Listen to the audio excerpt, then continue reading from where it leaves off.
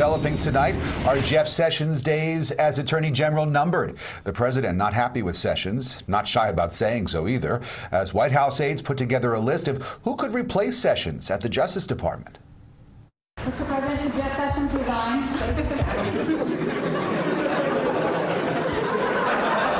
A non-answer that spoke volumes as President Trump continues to signal that he wants his Attorney General Jeff Sessions out.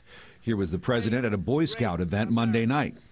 As the Scout law says, a Scout is trustworthy, loyal. We could use some more loyalty, I will tell you that. The same day, he sent out a tweet calling the Attorney General beleaguered. The Washington Post reporting that the president and his top advisors are talking about replacing Sessions, whose recusal from the Russia investigation the president blamed for the appointment of special counsel Robert Mueller. Mueller is investigating possible coordination between the Trump campaign and Russia leading up to the 2016 election.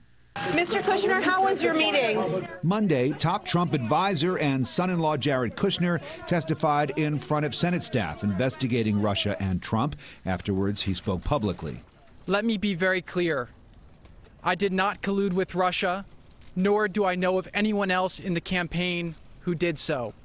Kushner telling the Senate investigators he met with Russians 4 times during the campaign and the transition, calling one meeting brief, saying he had contacts with people from at least 15 other countries, and about that June 2016 meeting that he attended with Donald Trump Jr. and campaign chair Paul Manafort, in which a Russian lawyer promised to provide dirt on Hillary Clinton. Kushner says he arrived late and quickly realized the meeting was a waste of time. Another big day for the White House Tuesday as the Senate votes on whether or not to move forward with GOP plans to repeal and replace Obamacare.